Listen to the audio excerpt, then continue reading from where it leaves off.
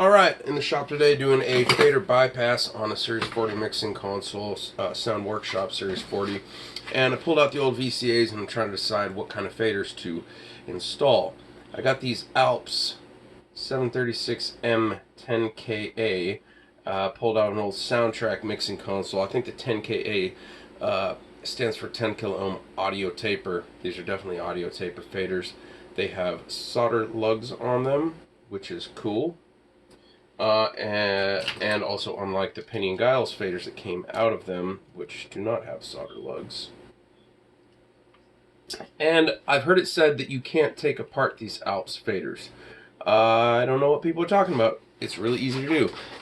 The Penny & Giles, it's pretty straightforward and obvious how you take them apart. You take out these screws on either side, and then everything falls apart. And you have a bunch of tiny little pieces everywhere. This cover part comes off, these little end caps come off, the rod inside, the guide rods come off, everything falls apart, and you got to get it back together and hold it with two hands and try to screw it together. And it's this is a very high quality fader. I mean, you can tell it's very well built, but it's kind of a pain taking it apart and kind of a pain getting it back together. I'm going to show you two examples of ALPS faders here that are really easy to take apart and really easy to put back together and really easy to clean. So this here, the one that I'm going to be popping in the console that I salvaged out of the soundtracks, you see those two, I don't know if you can see them there, these little tabs up there that are just holding this plate on this PCB.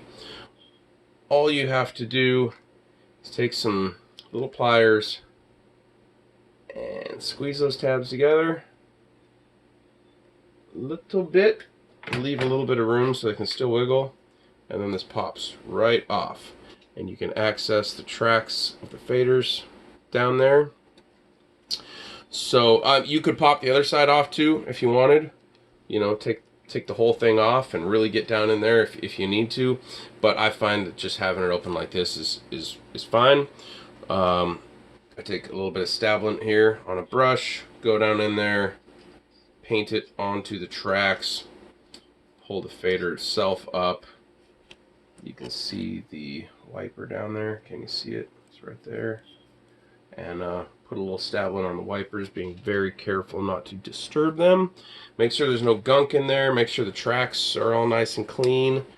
And then super simple to pop back together. You just pop it back in there, and then I take a screwdriver in between those two tabs that you just squeezed together and just kind of twist the screwdriver and try to get them spread back apart on both sides, and then the fader's back together and you're good to go. Much easier than taking apart the Penny & Giles fader, which again is a great fader,